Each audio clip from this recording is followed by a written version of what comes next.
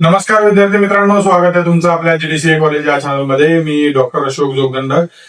तर आज आपण पाहणार आहोत जे काही काल आपण पाहिले actually real balance sheet, real profit and loss account आणि रिअल ट्रेडिंग अकाउंट हे खरे आकडे आहेत ऍक्च्युली, जे एका व्यक्तीचे आहेत, फिगर्स आहेत जे गेल्या वर्षीचं म्हणजे असेसमेंट इयर 2025 आणि 2026 साठीचा आहे, ज्यामध्ये सर्व गोष्टी आपण पाहणार आहोत. इंग्रजी माध्यमातला व्हिडिओ काल रात्री आपण पाहिला. आता हा जो आहे मराठी माध्यमातला व्हिडिओ असणार आहे. यामध्ये सर्व गोष्टी आपण बघणार आहोत, काय काय गोष्टी आहेत, फॉर्म्युला कशा युज करू शकतो किंवा त्यामध्ये आपण कशा प्रकारे प्लॅन करू शकतो किंवा कुठले फॉर्म्युला वापरून आपण कॅल्क्युलेट करू शकतो profit and loss account, net profit कसं कॅल्क्युलेट करू शकतो, ह्या सर्व गोष्टी आपण देण्याचा मी प्रयत्न करतो आहे. माझा अकाउंट हा विषय नाहीये, तरी पण मी थोडासा एक प्रामाणिक प्रयत्न करतोय की मला माझ्या पद्धतीने जर चांगलं काही समजून सांगता आलं तर ते करतो आहे. पण पुढे अजून एक प्रोग्रेसिव्ह काही ना काही व्हिडिओ येत राहतील, थोडासा वेट करा. पण हे जे आहे हे तुम्हाला प्रॅक्टिससाठी हवं असेल तर मिळून जाईल, काही प्रॉब्लेम नाही. तुम्हाला ते मी व्हॉट्सअपला तुम्ही हाय पाठवा, तुम्हाला मी पाठवून देईल, काही प्रॉब्लेम नाही. आणि या व्हिडिओमध्ये आपण त्या तिन्ही गोष्टी ज्या आहेत त्या सर्व गोष्टी आपण बघणार आहोत. कसं कॅल्क्युलेट करायचं, काय डिप्रिशिएशन वगैरे कसं आहे, ते सर्व गोष्टी आपण कॅल्क्युलेट करणार आहोत. ठीक आहे, तर चला तर मग सुरू करूया. ध्येय नवीन समोर दिसतंय, बँकिंगचं स्वप्न पूर्ण होणार. जीडीसीए ची साथ जिंकायची ही वाट, यशाची गॅरंटी आता सुरुवात. जीडीसीए कॉलेज हो भविष्य उज्ज्वल, जीडीसीए कॉलेज मिळणार यश. सहकार आणि बँकिंग करिअर घडवा खास. जीडीसीए कॉलेज देते यशाचा विश्वास. तर आजच्या या व्हिडिओमध्ये आपण मराठी लँग्वेजमध्ये हा व्हिडिओ बनवतोय, त्याचं एक्सप्लेनेशन देतोय खरं तर मराठीमधून. आणि हे जे आहे हे ऍक्च्युअल अकाउंट आहे जे सीए कडनं आपल्याला मिळाले, तर त्याचं फक्त अनालिसिस करून आपण तुम्हाला दाखवतोय कशा प्रकारे आहे. मिस्टर सिद्धार्थ मोहनराव पाटणकर. आता हे जे नाव आहे हे काल्पनिक नाव आहे, त्यांचा पॅन नंबर हे इंडिव्हिज्युअल आहे, पर्सनल वैयक्तिक आहे. कशा प्रकारचं आहे, ज्यामध्ये आपण पाहणार आहोत की जे अकाउंट्समध्ये ट्रेडिंग अकाउंट, त्यानंतर नफा तोटा खाते आणि तुमचं बॅलन्स शीट, ह्या सर्व गोष्टी आपण पाहणार आहोत. आता याच्यात मुख्य पॉईंट म्हणजेच की हायलाइट काय, हे आहे असेसमेंट इयर 2025-26 साठी आणि फायनान्शियल इयर 2024-25 आहे. तर असेसमेंट इयर आणि फायनान्शियल इयर हे दोन वेगवेगळे असतात. ठीक आहे, तर यामध्ये विक्री झालेली आहे 20,64,835 रुपये. निव्वळ नफा आहे 6,90,120 रुपये, जो की 33.42% होतो. आणि कर जो आहे तो 0% लागलेला आहे, कारण 7 लाखाच्या आत ज्याचं इन्कम आहे त्यांना टॅक्स लागत नाही, या पद्धतीमध्ये आहे. ठीक आहे, सर्वात अगोदर आपण पाहणार आहोत व्यापारी खाते, ट्रेडिंग अकाउंट. व्यापारी खाते म्हणजे काय?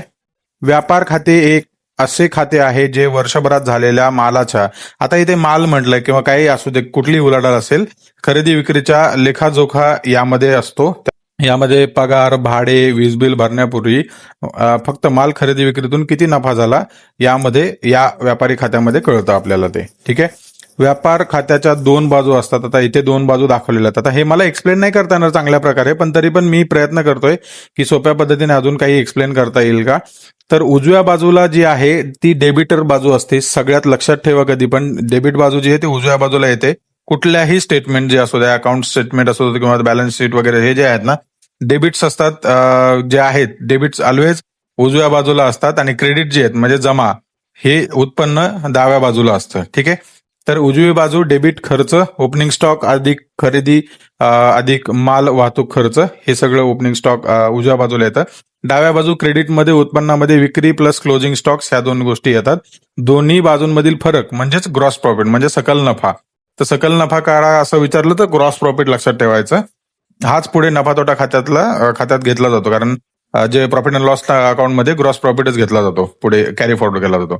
व्यापार खाते सिद्धार्थ मोहनराव पाटणकर 31 मार्च 2025 साठीचं कसं आहे, हे ऍक्च्युअल फिगर्स आहेत खरं तर. ह्या तपशील जो आहे कशा प्रकारचा तपशील असणार आहे याच्यासाठी, ओपनिंग स्टॉक्स यामध्ये सुरुवातीला वरच्या सुरुवातीचा माल जो आहे तो काय येतोय की हा ओपनिंग स्टॉक जो आहे तो आहे कधीचा आहे, तो गेल्या वर्षीच्या म्हणजे 2024च्या फायनान्शियल इयरचा आहे. ठीक आहे, तर त्यामध्ये 3,91,094 रुपये अशा प्रकारचं डेबिट साईडला येत आहे. त्यानंतर खरेदी परचेस वर्षभरात विकलेला माल किती आहे? 6,89,000 रुपयाचा. त्यानंतर माल वाहतूक खर्च फ्रेट चार्जेस जे 12,000 रुपयाचे दाखवलेले आहेत. त्यानंतर विक्री सेल्स वर्षभरात विकलेला माल या वर्षाचा म्हणजे 2025-24-25चा तो आहे 20,64,835 रुपये. क्लोजिंग स्टॉक आहे वर्षाअखेरीस म्हणजे 31 मार्च 2025 पर्यंतचा 4,03,124 रुपये. ठीक आहे. सकल नफा म्हणजे ग्रॉस प्रॉफिट कसा येणार आहे तो अशा प्रकारे कॅल्क्युलेट हे सगळे अमाऊंट जे आहे ते याच्यातनं डायरेक्टली मायनस करायचे तर येते टोटल 13,75,865 रुपयाची. तर टोटल जे आहे ते बनते 24 लाख. आता हे बॅलन्स करायचे खर्च आणि उत्पन्न हे दोन्ही बॅलन्स करायचे तर 24 लाख या सर्वांची बेरीज करायची जे ते 24,67,959 रुपये. इकडे सुद्धा सेम बेरीज येते 24,67,959 रुपये. ठीक आहे. अशा पद्धतीमध्ये ही आणि हे दोन ऍड केलं तर क्लोजिंग स्टॉक्समध्ये. आता हे कसं कॅल्क्युलेट केलं सकल नफा म्हणजे ग्रॉस प्रॉफिट कसा काढतात? आता हे जे आहे याचं सूत्र आहे हे लक्षात ठेवायचं तुम्हाला. हे सूत्र तुम्हाला सकल नफा ग्रॉस प्रॉफिट काढायला उपयोगी येऊ शकतं. ग्रॉस प्रॉफिट म्हणजे सकल नफा म्हणजे विक्री अधिक closing stock minus opening stock minus खरेदी मायनस माल वाहतूक खर्च.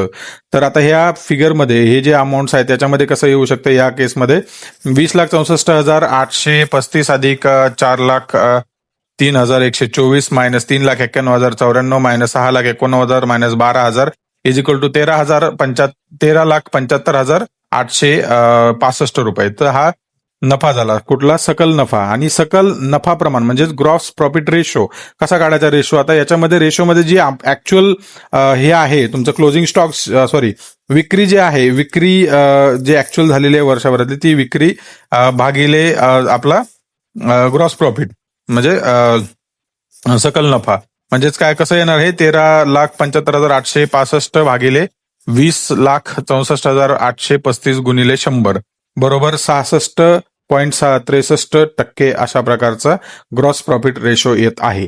याचा अर्थ काय होतो की 100 रुपयाच्या विक्रीवरती 66.63% सकल नफा मिळतो जे की म्हणजे चांगल्या प्रकारचा नफा प्रॉफिट आहे याच्यामध्ये. ओपनिंग स्टॉक्स आणि क्लोजिंग स्टॉक्स म्हणजे काय? ओपनिंग स्टॉक्स आणि क्लोजिंग स्टॉक म्हणजे काय? ओपनिंग स्टॉक्स जी आहे 3,91,094 रुपये. आता ही जी ओपनिंग स्टॉक आहे म्हणजे जी वर्षाच्या सुरुवातीला दाखवलेली असते ती आर्थिक वर्षाच्या सुरुवातीला म्हणजे 1/4/2024 असलेला माल टोटल. आणि क्लोजिंग स्टॉक जी आहे ते आर्थिक वर्षाच्या शेवटची म्हणजे 31 मार्च 2025 चे 4,03,124 रुपये न विकला गेलेला शिल्लक माल अशा प्रकारचा. तर मालाच्या बाबतीतला आहे. क्लोजिंग स्टॉक ज्याच्यामध्ये 4,03,124 रुपये. त्यानंतर ओपनिंग स्टॉक जी आहे 3,91,094 रुपये. या दोन्हीतला फरक जो येतोय तो येतोय 12,030 रुपयाचा जे जास्त व्यापार दराने वाढते म्हणजे 12,030 रुपयाने व्यापार वाढलेला आहे इकडे. ठीक आहे. आता दुसरा जो भाग आहे विभाग दुसरा याच्यामध्ये नेक्स्ट पार्ट आहे नफा तोटा खाते. प्रॉफिट अँड लॉस अकाउंट इंग्रजीमध्ये म्हणतो आपण त्याला. नफा तोटा खाते म्हणजे काय? नफा तोटा खाते हे व्यापार खात्यापुढे सुरू होते म्हणजे व्यापार खात्यानंतरच नफा तोटा खातं येतं. व्यापार खात्यातून आलेला सकल नफ्यावरतून सर्व अप्रत्यक्ष खर्च म्हणजे जसं इनडायरेक्ट इन्कम म्हणतो आपण त्याला ज्यामध्ये इन्कम नाही, कर्मचारी पगार, त्यानंतर भाडं, वीज बिल, दुरुस्ती, घसारा म्हणजे डेप्रिशिएशन इंग्रजीमध्ये इत्यादी हे सगळ्या गोष्टी वजा केल्या जातात आणि शेवटी निव्वळ नफा नेट प्रॉफिट काढला जातो. ठीक आहे. हे खातं एक अत्यंत महत्वाचा प्रश्न होतो. त्याच्यामध्ये सर्व व्यावसायिक खर्च भरल्यानंतर जे काही प्रत्यक्षात शिल्लक राहते अमाऊंट त्यालाच आपण निव्वळ नफा किंवा नफा शिल्लक राहिला असं म्हणतो आपण. ठीक आहे. आता नफा तोटा खात्यामध्ये डावी बाजू आणि उजवी बाजू म्हणजेच कसं ऑलवेज डेबिट साईड डावी बाजू आणि क्रेडिट बाजू उजवी साईड. ठीक आहे. म्हणजे खर्च आणि उत्पन्न असं. पगार भाडे डाव्या बाजूला नफा तोटा खात्यामध्ये डाव्या बाजूला काय तर पगार भाडे, वीज बिल, दुरुस्ती, जाहिरात, घसारा इत्यादी सर्व इनडायरेक्ट एक्सपेन्सेस म्हणजेच अप्रत्यक्ष खर्च आणि क्रेडिट बाजूमध्ये उत्पन्न व्यापारातून आलेला सकल नफा. आता सकल नफा जो आहे ग्रॉस प्रॉफिट आहे. ठीक आहे. हा जो ग्रॉस प्रॉफिट आहे जो जसा तसा आपल्याला पुढे घ्यायचा आहे हा ऍड करायचा ग्रॉस प्रॉफिट. ठीक आहे. कुठे ऍड करायचा आहे? प्रॉफिट अँड लॉस अकाउंटच्या क्रेडिट बाजूला. इकडे आला क्रेडिट बाजूमध्ये ऍड केलेला आपण तो. ठीक आहे. म्हणजे अशा प्रकारचा. आता हे कसं होत आहे नफा तोटा खाते सिद्धार्थ मोहनराव पाटणकर 31 मार्च 2025 कसं येणार आता हे जर आपण असं बनवलं आणि हे खातं असं आलं ना तुम्हाला असाच टेबल बनवायचा आहे, मेक शुअर करायचा आहे. खर्च आता डेबिट साईड जसं मी सांगितलं डाव्या बाजूला, क्रेडिट साईड उजव्या बाजूला. ठीक आहे. ज्यामध्ये डेबिट साईड मध्ये प्रशासन खर्च म्हणजेच ऍडमिन एक्सपेन्सेस काय आहेत 1,98,568.60 पैसे. कर्मचारी पगार स्टाफ सॅलरी 1,29,190 रुपये. भाडे दर व कर म्हणजे रेट आणि टॅक्सेस 1,28,275 रुपये. अप्रत्यक्ष मजूर इनडायरेक्ट लेबर 49,401 रुपये. घसारा डेप्रिशिएशन लागलेलं याला आता डेप्रिशिएशन कसं कॅल्क्युलेट करायचं तेही सांगतो मी तुम्हाला. 54,071.40 पैसे. देखभाल दुरुस्ती रिपेअर्स अँड मेंटेनन्स 38,318 रुपये. वीज बिल लाईट बिल 22,031 रुपये. जाहिरात खर्च म्हणजेच ऍडव्हर्टाइजमेंट 23,000 रुपये. पेट्रोल खर्च पेट्रोल एक्सपेन्सेस 13,000 रुपये. इतर खर्च अदर एक्सपेन्सेस 23,973 रुपये. व्यावसायिक शुल्क म्हणजे प्रोफेशनल फीस काय येणार 1,500 रुपये प्रोफेशनल फीस. कल्याण खर्च म्हणजे वेलफेअर खर्च म्हणू शकतो आपण 2,500 रुपये. विविध खर्च म्हणजे मिसलेनियस जे एक्सपेन्सेस आहेत ते आहे 1,917 रुपये. तर निव्वळ नफा जो राहतोय तो किती राहतोय 6,90,120 रुपयाचा. ठीक आहे. 6,90,120 रुपये नेट प्रॉफिट. आता ह्यामध्ये नफा तोटा खात्यामध्ये ऑलवेज लक्षात ठेवायचं की जे उत्पन्न आहे क्रेडिट साईड हा जो ग्रॉस प्रॉफिट आहे ना तो लिहायचा आहे. जो ग्रॉस प्रॉफिट कुठे येणार आपल्याला जो येईल ज्या ट्रेडिंग अकाउंट मधला जो ग्रॉस प्रॉफिट राहील ट्रेडिंग अकाउंट मध्ये काढून कॅल्क्युलेट करून आपण तर तो ग्रॉस प्रॉफिट ऑलवेज क्रेडिट साईडला मेन्शन करायचा आहे नफा तोटा खात्याच्या. ठीक आहे. मेक शुअर करायचं की क्रेडिट साईडलाच आला पाहिजे. ठीक आहे. ग्रॉस प्रॉफिट बाकी जे काही एंट्री असतील त्यात तुम्ही करू शकता पण ग्रॉस प्रॉफिट तिकडेच आला पाहिजे. त्यानंतर आता हे सगळ्यांची बेरीज जर केली तुम्ही हे पूर्ण सगळ्या रकमांची तर ती टोटल येते 13,75,865 रुपये जे की ग्रॉस प्रॉफिटच्या इक्वल आहे. ठीक आहे. अशा प्रकारचं हे आहे. हा झाला निव्वळ नफा. म्हणजे हा नफा निव्वळ नफा कसा कॅल्क्युलेट केला यांनी याच्यामध्ये ही पूर्ण अमाऊंट जी आहे ती याची बेरीज सगळ्या अमाऊंटची आणि जी अमाऊंट आहे म्हणजे टोटल ग्रॉस प्रॉफिट त्यातून ही टोटल जी अमाऊंट आहे ही एक्सपेन्सेस हे सर्व मायनस केल्यानंतर निव्वळ नफा राहतो 6,90,120 रुपयाचा. ठीक आहे. अशा प्रकारचं हे बॅलन्स झालेलं आहे. आता निव्वळ नफा नेट प्रॉफिट कशा प्रकारे कॅल्क्युलेट केलंय मी तुम्हाला ते सांगतो. आता ते ऑलरेडी सांगितले मी तरी पण सांगतो पुन्हा एकदा. यामध्ये निव्वळ नफा कसा केलेला आहे कॅल्क्युलेट सकल नफा म्हणजेच सकल नफा म्हणजे काय ग्रॉस प्रॉफिट. ग्रॉस प्रॉफिट किती आहे आपला इथे 13,75,865 रुपये. सकल नफा मायनस एकूण अप्रत्यक्ष खर्च. एकूण अप्रत्यक्ष खर्च किती आहे हा सर्व कॅल्क्युलेशन जर केले तुम्ही तर ते एकूण अप्रत्यक्ष खर्च इथे येतो. किती येतो तो 6,85,745 रुपये. तर म्हणजे कसं येणार हे निव्वळ नफा बरोबर 13,75,865 मायनस 6,85,745 बरोबर 6,90,120 रुपये हा झाला नेट प्रॉफिट. निव्वळ नफा प्रमाण आता म्हणजेच margin ratio actually net profit margin हे कसं असणार आहे किंवा निव्वळ नफा प्रमाण किंवा निव्वळ नफा रेशो असं म्हणूया किंवा मार्जिन म्हणूया. नेट प्रॉफिट मार्जिन बरोबर 6,90,120 भागिले 20,64,835 रुपये. आता हे 20,64,835 कुठनं आलेलं आहे हे झालेलं आहे जो ऍक्च्युअल बिझनेस झालेला आहे या वर्षातला तो दाखवलेला आहे याच्यामध्ये अँड गुणिले 100 बरोबर हे पडता येतात की 33.42%. याचा अर्थ काय होतो प्रत्येक 100 रुपयाच्या विक्री मागे 33.42% हा निव्वळ नफा शिल्लक राहतो जे अत्यंत उत्तम आहे आणि चांगला आहे. आता इकडे डेप्रिशिएशन घसारा कसा काढलेला आहे ते घसारा दिलेला आहे बघा. हा डेप्रिशिएशन घसारा दिला 54,071 रुपयाचा 71.40 पैसे. हा कसा काढला आता घसारा डेप्रिशिएशन म्हणजे काय मशीन फर्निचर यासारख्या स्थायी मालमत्तेची किंमत कालांतराने जुने होण्यामुळे ती कमी होत जाते. या घटलेल्या किमतीलाच घसारा असं म्हणतात. हा प्रत्यक्षात रोखीने दिला जाणारा खर्च नाही पण नफ्यातून वजा केला जातो. जो प्रॉफिट असतो त्यातून मायनस केला जातो. आता फर्निचर जे आहे तर नवीन खरेदीवर 10% डेप्रिशिएशन असतं. आता जे आहे 3,04,653 रुपयाचं जे नवीन फर्निचर आहे ते आहे त्याच्यामध्ये घसारा 10% किती येणार ते उत्तर 30,465.30 पैसे. आणि उपकरणे इक्विपमेंट्सला लिखित मूल्यावर 15% असतं ऍक्च्युली. याचा जे इक्विपमेंट आहे त्याला 15% घसारा लागलेला आहे. हे रिटर्न डाऊन व्हॅल्यू मध्ये मोडतो हा घसारा आणि हा स्ट्रेट लाईन व्हॅल्यू मध्ये आणि हा रिटर्न डाऊन व्हॅल्यू मध्ये कुठला उपकरणांचा म्हणजे इक्विपमेंटचा. मग ते इक्विपमेंट्स जे आहेत ते आहेत 1,57,374 रुपयाचे. यामध्ये घसारा जो आहे तो 23,606.10 पैशाचा घसारा लागलेला आहे. तर या दोन्हीची बेरीज बरोबर 54,071.40 सो इकडे तुम्हाला दिसत असेल की घसारा अशा प्रकारे 54,071.40 आलेला आहे. आता हे जे आहे हे कसं आलेलं आहे, हा जो अमाऊंट आहे ही दोन्ही अमाऊंट जी आहे ती ऍड केल्यानंतर हे आलेला आहे. तर दोन्ही अमाऊंट ऍड करूनच आपल्याला 54,071.40 घसारा मिळालेला आहे. तो ऍड केलेला तो मायनस होता ऍक्च्युली तुमच्या ग्रॉस प्रॉफिट मधून. ठीक आहे, तर अशा प्रकारे तुम्ही घसारा काढू शकता. त्याचं ऑलरेडी सूत्र दिलेलं आहे आपण पुढे. त्यानंतर जे शेवटचं आहे हे ताळेबंद म्हणजेच बॅलन्स शीट, इंग्रजीमध्ये मराठीमध्ये ताळेबंद म्हणतो. ताळेबंद म्हणजे काय? ताळेबंद एक विशिष्ट दिवशी म्हणजे 31 मार्च 2025 व्यवसायाच्या आर्थिक स्थितीचे चित्र असते.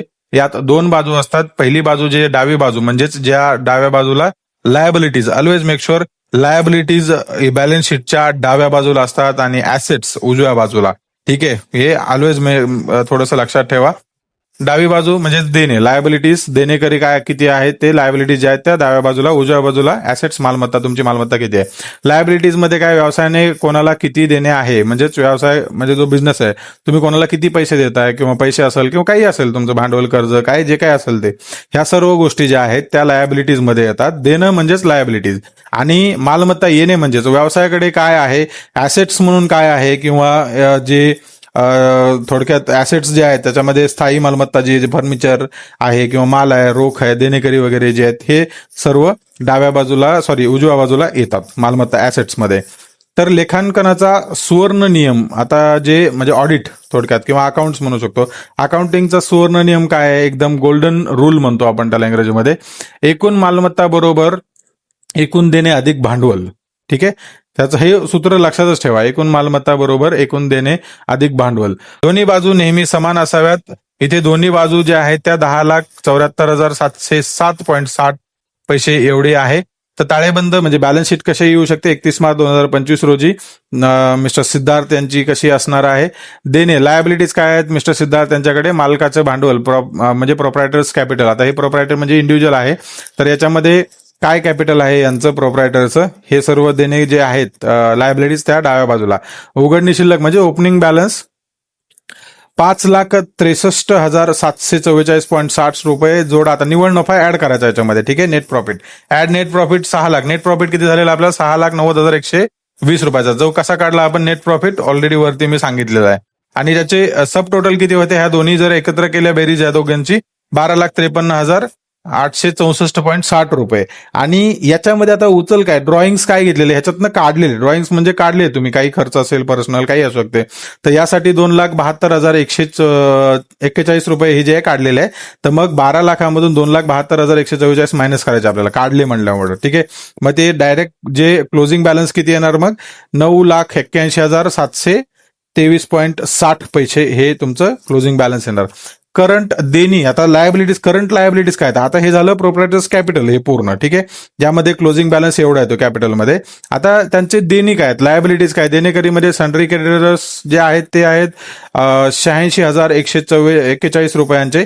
त्यानंतर देय व्यावसायिक शुल्क काय आहे 6,843 रुपयांची.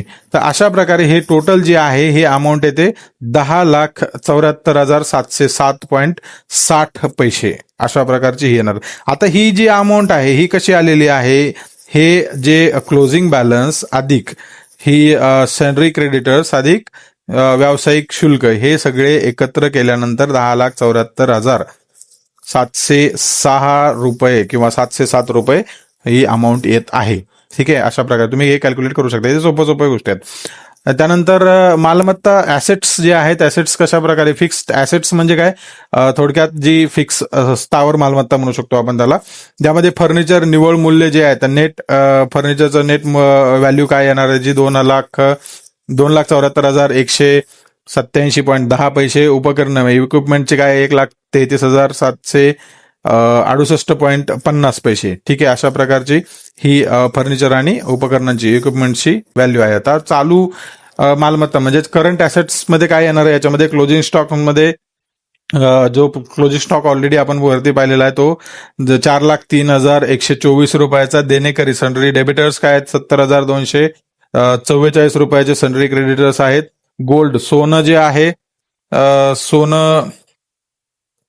सोनं 50,000 रुपयाचा इतर मालमत्ता अदर असेट्स जे आहेत ते येत आहेत 1,15,426 रुपयाचे आहेत. रोख शिल्लक म्हणजे कॅश इन हँड जे आहे ते 27,958 रुपयाची ही टोटल येतं. तर हे सर्वांची टोटल बेरीज बरोबर येत आहे 10,74,707.60 रुपये. ठीक आहे. आता हे अशा प्रकारचे ऍसेट्स आणि लायबिलिटीज असतात आणि हे झालं टोटल. याला दोन्हीला मिळून म्हणतात बॅलन्स शीट. ठीक आहे. देणे लायबिलिटीज अँड ऍसेट्स बरोबर बॅलन्स शीट. ठीक आहे इंग्रजीमध्ये. तर हे अशा प्रकारचं आहे. आता पुढे जे आहेत आपण याच्यामध्ये भांडवल खातं काय, कॅपिटल अकाउंट काय आहे हे आपण इथे जाणून घेऊया थोडं टप्प्याटप्प्याने. ज्यामध्ये आता हे उघडणी भांडवल म्हणजेच ओपनिंग स्टॉक्स काय आहेत 1/4/2024 रोजी, ज्यामध्ये 5,63,744.60 पैसे. यामध्ये वर्षाचा निव्वळ नफा जो आहे नेट प्रॉफिट ऍड करायचा जो आहे 6,90,120 रुपयाचा आणि एकूण टोटल किती होते ही 12,53,864.60 रुपयाची. आता ह्याच्यात ना उचल म्हणजे मालकाने जे काढलेले पैसे काढलेले म्हणजे आपण ड्रॉइंग्स म्हणतो आपण त्याला. इथे ड्रॉइंग्स बघा दिले 2,72,141 रुपयाची. ती बाय डिफॉल्ट 2,72,141 रुपये मायनस होणार. तर बंदी म्हणजे क्लोजिंग बॅलन्स जे आहे ते तो 9,81,723.60 रुपये. इथे बघा 9,81,723.60 रुपये ऍक्च्युअल आलेलं आहे. हे अशा प्रकारचं काढलेलं कसं कॅपिटल अकाउंट इथे जे आहे ऍड करायचं. कॅपिटल अकाउंट जे आहे कसं आहे ते बाय डिफॉल्ट म्हणजे तुम्ही कॅल्क्युलेशन कसं केलं हे दाखवणं गरजेचं आहे. ठीक आहे.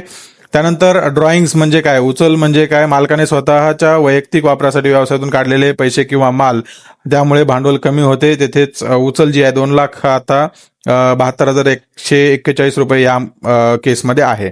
स्थिर मालमत्तेची निव्वळ किंमत म्हणजेच फिक्स्ड ऍसेटची नेट व्हॅल्यू काय येणार आहे, निव्वळ किंमत जी आहे ती कसं कॅल्क्युलेट करू शकतो. निव्वळ किंमत बरोबर मूळ किंमत अधिक वर्षातील नवीन खरेदी मायनस घसारा. आता हे कसं येणार, यामध्ये घसारा मी ऑलरेडी सांगितलं कसा कॅल्क्युलेट करायचा. फर्निचर जे आहे त्याचं ते आहे 2,74,187.10 रुपयाचं, ज्यामध्ये नवीन खरेदी झाली ती जी आहे 3,04,653 रुपये, जी ऍक्च्युअल घसारा पडतो याला. जर समजा 10% घसारा काढलेला आहे हा तर तो आहे 30,465.30 पैसे. तर हे 30,000 जे आहेत हे स्ट्रेट फॉरवर्ड 3 लाखामधून मायनस होणार. तर ही ऍक्च्युअल उघडणी म्हणजेच ओपनिंग बॅलन्स इथे येते ते आहे निव्वळ किंमत 2,74,187.10 पैसे. आणि उपकरणं जे आहेत इक्विपमेंटला सुद्धा सेम गोष्ट आहे. फक्त एवढंच आहे की इथे जे आहे ना ते 15% घसारा लागलेला आहे, ज्यामध्ये उपकरणांमध्ये 1,53,374 रुपयाचा जी उघडणी ओपनिंग बॅलन्स म्हणू शकतो किंवा ओपनिंग स्टॉक्स म्हणू शकतो घसारा लागला 23,606.10 रुपयाचा. तर बाय डिफॉल्ट 23,000 जे आहे ते 1,57,000च्या यातून मायनस करायचे तर ही किंमत येते 1,33,768.50 पैसे. सो हे जे अशा प्रकारचं आहे. तर अशा प्रकारे ही बॅलन्स शीट जी आहे ती दोन्ही बाजूने जुळती आहे हे पाहणं गरजेचं आहे. दोन्ही व्हॅल्यू सेम येतात का 10,74,707.60 रुपये अशा प्रकारचं. ठीक आहे. हे झालं ऍक्च्युअल बॅलन्स शीट कशी आहे. आता यामध्ये टॅक्स कम्प्युटेशन काय आहे कलम 44 AD नुसार. आता हा कलम काय आहे पहिलं तुम्ही समजून घ्या. कलम 44 AD सेक्शन 44 AD म्हणजे काय. कलम 44 AD हा आयकर कायद्यातील एक अनुमानित कर योजना म्हणजेच प्रिझम्पटिव्ह टॅक्सेशन स्कीम आहे. यात ज्यांची आर्थिक उलाढाल 2 कोटीपेक्षा कमी आहे अशा छोट्या व्यापाऱ्यांसाठी हा नियम आहे. सोपा नियम आहे. याच्यामध्ये काय आहे की तुमची उलाढाल जी आहे किमान तुमच्या उलाढालीच्या किमान 8% नफा जाहीर करा. डिजिटल व्यवहारांसाठी 6% आहे. मग तुम्हाला सविस्तर हिशोब पुस्तकं ठेवायची गरज नाही. हिशोब पुस्तके म्हणजेच काय account books. Okay, books of account म्हणतो आपण त्याला. त्यांनी सिद्धार्थ यांनी जाहीर केलेला नफा जो आहे तो 33.82% इतका आहे. किमान 8 पेक्षा खूपच जास्त आहे. ठीक आहे. या योजनेमुळे छोट्या व्यापाऱ्यांना क्लिष्ट हिशोब म्हणजे जे किचकट काही हिशोब असतील ते याच्यापासून मुक्ती मिळते आणि कर सुद्धा जे आहे ते सोप्या पद्धतीने पालन करू शकतात अशा प्रकारचं आहे. आता हे टॅक्स जे चार्ट म्हणू शकतो आपण त्याला कशा प्रकारचा आहे जो मिस्टर सिद्धार्थ यांच्यासाठी आहे. तपशीलवार कसा असतोय.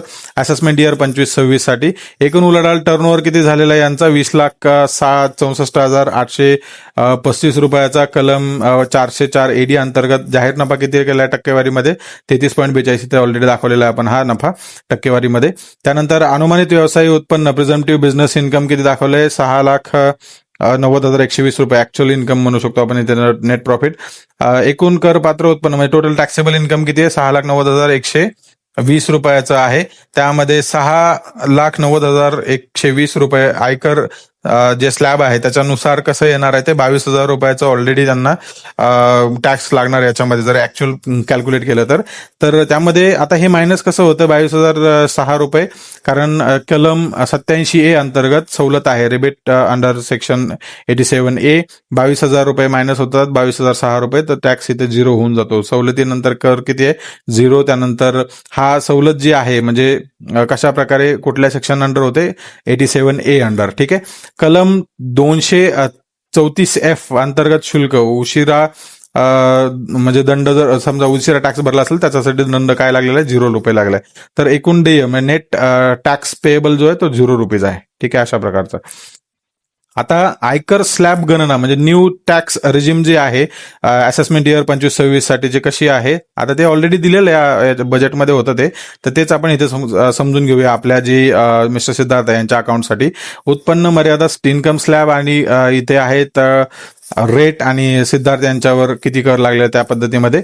यामध्ये 0 ते 3 लाखापर्यंत शून्य टॅक्स आहे. 3 लाख 1 रुपयापासून ते 6 लाखापर्यंत 5% म्हणजेच 15,000 रुपये टॅक्स होतो. 6 लाख 1 रुपये ते 6,90,120 रुपये म्हणजेच 90,120 रुपयावर 10% टॅक्स लागणार बाय डिफॉल्ट 9,012 रुपये 9,012 रुपये टॅक्स लागलेला आहे 90,000 वरती. आणि जेणेकरून आता हे नील कसं होतं ते पण सांगतो तुम्हाला. एकूण कर अधिक आरोग्य व शिक्षण उपकर आता हे सीए कडनं दिलेले कॅल्क्युलेशन्स जे आहेत ते त्यामध्ये 22,006 रुपये आणि ही जी अमाऊंट आहे 22,006 ती बाय डिफॉल्ट रिबीट होते कलम 87A अंतर्गत, कारण हे इन्कम जे आहे 7 लाखाच्या आत असल्यामुळे आपल्याला तिथे टॅक्स लागत नाही. सो फायनल अंतिम टॅक्स जो आहे तो 0 येतो इथे.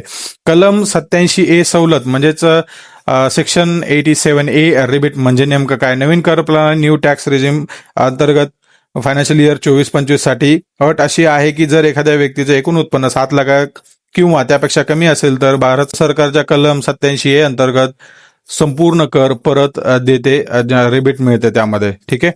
तर परिणाम काय होतो याच्यामध्ये तुमचा अंतिम देय कर जो आहे तो म्हणजेच टॅक्स जो 0 होतो आणि जरी स्लॅबनुसार कर आकारला गेला तरी सुद्धा तुम्हाला तो 0 होऊन जातो. त्यामुळे टेन्शन ह्याच्यामध्ये नाहीये. तर सिद्धार्थ यांच्या केसमध्ये यांना कर 0 लागलाय कारण सिद्धार्थ यांचं उत्पन्न जे आहे ते 6,90,120 रुपये हे आहे जे की 7 लाखाच्या कमी आहे. सो त्यामुळे 22,006 रुपयाचे संपूर्ण सवलत लागू होते. त्यामुळे कर जो आहे तो 0 होतो बाय डिफॉल्ट.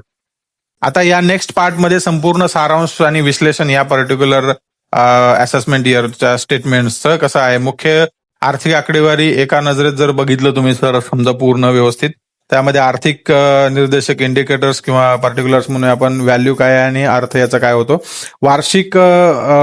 आर्थिक उलाढाल काय 20,64,835 रुपये छोट्या व्यापाऱ्यांसाठी उत्कृष्ट महसूल आहे. हा नफा सकल नफा म्हणजेच ग्रॉस प्रॉफिट आहे 865 रुपये 66.63% मालाच्या खरेदीवर उत्तम नफा आहे. निव्वळ नफा नेट प्रॉफिट आहे 6,90,120 रुपये जो की 33.42% आहे. दर म्हणजेच काय होतं की दर 100 रुपयाच्या विक्रीत 33.42% नफा हे जे की खूप चांगलं आहे. मालकात कॅपिटल काय 9,81,723 रुपये म्हणजेच 5,63,000 लाखावरून वाढलेलं आहे ते व्यापारी खात्यामध्ये. एकूण मालमत्ता टोटल ऍसेट जे आहेत ते कसे दाखवले 10,74,707 रुपये जे की सुदृढ मालमत्ता आहे.